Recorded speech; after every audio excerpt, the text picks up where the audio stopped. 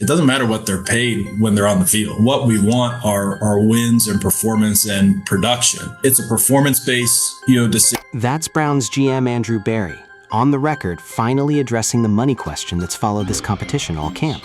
Sounds clean, sounds neutral. Except here's the problem. Nobody covering this team actually believes that's the whole story. And two different Browns shows are about to tell you two completely opposite versions of what's really going on. So before you pick a side, answer me this in the comments. Do you think this quarterback battle is actually still open? Or is it already decided and everybody's just waiting for the announcement? I'm going to lay out both arguments and let you decide. This an 85-90% deal done. They want to roll with Watson, 85-90%. That's one Browns insider's estimate of where he believes the team is leaning, based on conversations he had walking around the building before practice. 85-90% toward Watson. That's not an official team position, and it's not the same thing as the Browns announcing the decision is made, but it's still a real on-the-record number from someone with access to the building. If Shedeur had no real shot, it's his fault, no one else's. And that's a completely different Browns show on the exact same week, arguing the opposite premise entirely, that there's no conspiracy here, no thumb on the scale, just a guy who hasn't done enough to take the job outright. Same team, same week, same storyline, two totally different conclusions. And here's where the story actually gets messy. You're hearing reported information from one side, analysis and opinion from the other, and Barry's own official answer sitting in the middle of both. Let's actually break down where each side is getting this from. Here's what's actually happening. For weeks, the loudest question around this team hasn't been about routes or coverage. It's been about money. Deshaun Watson is sitting on one of the most scrutinized contracts in modern NFL history. And every time this competition looks close, somebody brings up the guaranteed dollars as the real explanation.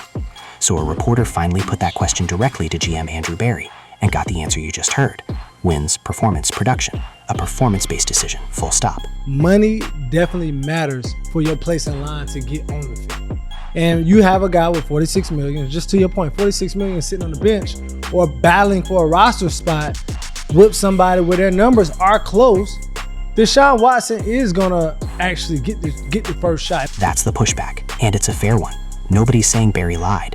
They're saying his answer only covers half the question. Money might not decide who wins the job outright, but it absolutely decides who gets first crack at proving it. And to be clear on that $46 million number, that's Watson's scheduled 2026 compensation, not simply his salary cap hit, which is actually reported to be far higher than that. His Cleveland contract is a fully guaranteed $230 million deal, so the financial commitment is obviously enormous. That doesn't prove money is deciding this competition, but it does explain why people keep asking whether it could influence how much patience the organization is willing to give him. And it's not just theoretical. Go back and listen to how Berry's own quote is framed. Wins, performance, production, in that order. You can hear why critics would see that as three different escape hatches at once. If the team wins with Watson, that's the wins box checked regardless of how clean the football looks. If Watson's performance is shaky but the team is competitive, that's still defensible as production. The point isn't that Berry's lying, it's that the answer is flexible enough to justify almost any outcome, which is exactly why nobody fully trusts it at face value. Now here's where it gets interesting, because the same week Berry's giving that careful answer, we're also getting reported practice tracking numbers from Thursday's joint session with Buffalo, separate from last week's Bears game, and worth keeping straight because the two datasets tell slightly different stories, and neither one is an official NFL box score. Watson was 12 of 17, 1 touchdown, 1 interception. Sanders was 13 of 23, no touchdowns and no interceptions. According to the practice tracker cited on that show, Watson was 12 of 17 with a touchdown and an interception, while Sanders was 13 of 23 without a touchdown. Other reports have described Sanders' practice day a little differently, which is exactly why these need to be treated as unofficial practice tracking rather than a box score, not proof of who actually had the better day. And this is where it's worth stepping back and comparing that practice tracker to the actual preseason game stats from the week before, because the two together paint a more complete picture than either one alone. Against the Bears, Watson went 11 of 15 for 126 yards. He avoided an interception but lost a fumble on a strip sack. Sanders went 6 of 11 for 79 yards with 1 interception, playing cold off the bench in the third quarter.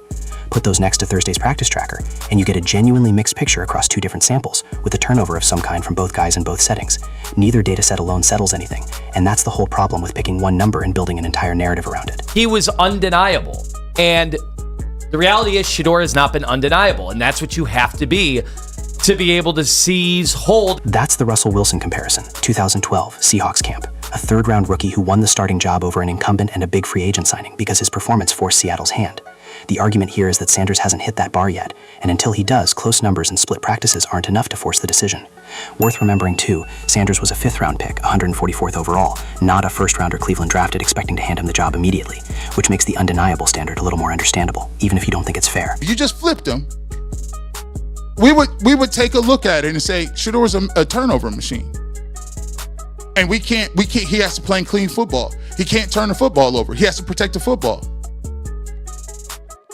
But we don't keep that same energy. And that's the sharpest counter to the he just hasn't been undeniable argument, a genuine double standard test. Flip the stat lines and the entire conversation flips with it. Worth noting too, according to the practice tracking being discussed on that show, Watson, Sanders, and Gabriel were all involved in a turnover play during that session. Nobody's building a nickname or a headline around Watson's or Gabriel's turnover. Only one guy's mistake became the story. Also worth flagging, honestly, even with the competitive drills that did happen, a joint practice still isn't the same thing as a preseason game. The situations, the coverage looks, and the evaluation standards aren't identical to live football, so Thursday's tracker numbers shouldn't be treated like a box score by either side of this argument. Shedeur has not been wronged, he's been blessed. That's the other show's closing argument, basically. That Sanders getting a real NFL opportunity in his second year, on a team that's clearly still figuring itself out, is an opportunity most day 3 picks never get, conspiracy or no conspiracy. It's a real perspective, and it's worth sitting with instead of dismissing outright, even if you land on the other side of this. But I think the Cleveland Browns organization is ready to wash their hands with the Deshaun Watson experience. Yeah. And that's the stakes hanging over whichever way Monken goes. If Watson gets the job and it doesn't work, it would look increasingly like the closing chapter of Cleveland's $230 million Watson gamble. And the fan base patience for that chapter is not the same as it was in year 1. If the standard becomes winning football through the opening stretch, Jacksonville, Tampa Bay, Carolina, Pittsburgh, and the Jets make up the first 5 games, a stretch that looks favorable on paper compared with much of the rest of Cleveland's schedule. Falling short of that makes every argument being made for Watson right now a lot harder to defend out loud. There's a real historical parallel being floated for exactly what happens next if that goes sideways. A veteran quarterback who was already on thin ice with the fan base, given the ball anyway, and pulled the moment a rookie behind him looked like the more exciting option, regardless of what the stat sheet said in the moment. Whether Cleveland actually follows that same script is impossible to know right now, but it's the exact scenario hanging over every rep Watson takes if this start doesn't go well early. Think about what that does to the locker room and the fan base both. Half the building's information pipeline is relaying one insider's estimate that this is basically decided at 85 to 90%. The other half is telling people it was always going to end this way because Sanders simply didn't do enough, and that the conspiracy talk needs to stop. Both of those things can't be fully true at the same time, and the gap between them is exactly why this story keeps generating 3 different shows with 3 different conclusions instead of one settled answer everybody agrees on. And it's not just a media problem either. Every player in that quarterback room is surrounded by all of this too. The percentage chatter, the fairness debate, the historical comparisons, whether they admit it or not, that kind of outside noise can become part of the environment around a quarterback competition, and that's its own kind of pressure neither stat sheet captures. There are even fan theories tying this decision to the team's stadium situation, but there's no evidence publicly establishing that, so I'm not treating it as anything more than speculation. What it does tell you is how deep the distrust runs right now, deep enough that even a straightforward, carefully worded GM answer gets picked apart for what it might be hiding. It's also worth pointing out what the more serious voices on both sides of this argument actually agree on, because it gets lost in the back and forth. The real disagreement isn't really about whether either quarterback has talent, it's about what standard each guy should be held to right now, whether Sanders needs to be flatly better to take the job away, or whether Watson simply needs to not be actively bad to keep it. That's a much narrower disagreement than the headlines make it sound, and it's the actual thing worth arguing about instead of shouting past each other. And it's a disagreement that stays alive right up until the moment somebody actually goes out and plays well enough to end it. So here's where I actually land on this. Barry's answer wasn't a lie, but it also wasn't the whole picture, and both sides of this argument are working with real evidence, not just vibes. The insiders saying it's basically locked have sourcing inside the building. The analysts saying Sanders simply hasn't been undeniable enough have a real standard, backed by a real historical comparison. What nobody has yet is proof either way, because the actual proof doesn't come from a press conference answer or a practice tracker.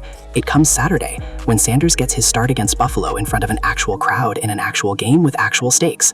And that's really the difference between everything you just heard and what happens this weekend. Practice trackers get disputed, insider percentages get denied later if they turn out wrong, radio arguments get forgotten by the next news cycle.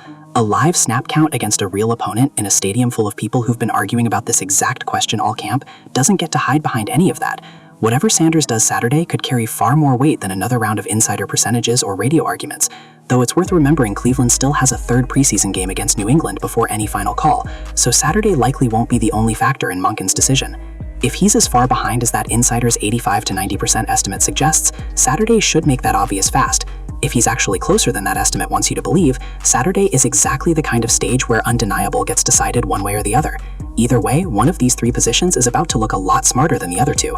You already told me which side you're on in the comments, so after Saturday, tell me straight, was that insider's 85 to 90% estimate right all along, or was that just the loudest rumor in the room?